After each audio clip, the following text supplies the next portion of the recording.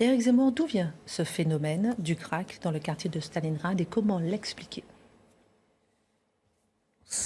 On peut dire que ça vient il y a une origine conjoncturelle et une origine structurelle. L'origine conjoncturelle, c'est que en 2019, la police a fait évacuer ce qu'on appelait la colline du crack à Porte de la Chapelle. Et donc, ces gens-là, les trafiquants et les consommateurs, Déplacé. ont dérivé lentement vers Stalingrad. C'est pas très loin, la Porte de la Chapelle et Stalingrad, c'est pas très loin.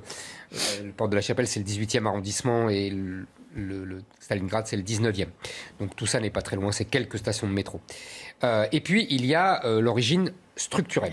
L'origine structurelle qui est due à la conjonction de deux phénomènes qu'on veut absolument séparer et qui en fait sont liés.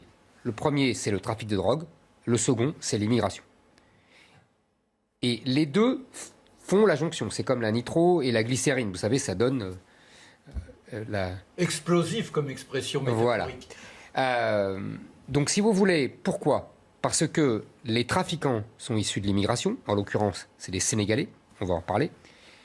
Les consommateurs... La plupart, pas tous. Hein. Pas tous. Alors là, moi, je veux bien. Mais...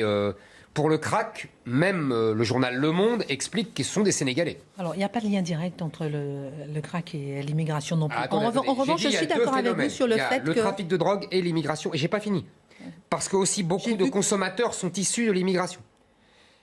En particulier les mineurs isolés.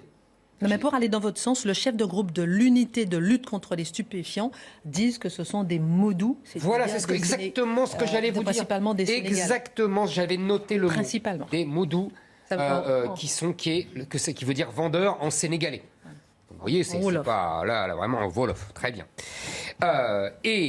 D'ailleurs, c'est pas. On a parlé du trafic de drogue il y a quelques jours, et je vous avais dit qu'il y avait des points de deal à 50 000 euros, qui rapportaient 50 000 euros par jour. C'est pas le cas du crack. Le crack est plutôt une drogue bas de gamme, si j'ose dire. Hein. Donc, au mieux, il gagne 4 000 euros par jour. C'est déjà pas mal, si j'ose dire. Mais voilà, il faut savoir ça. Donc, vous voyez, c'est des petits trafiquants. C'est pas des gros trafiquants. Et il y a la conséquence de cela,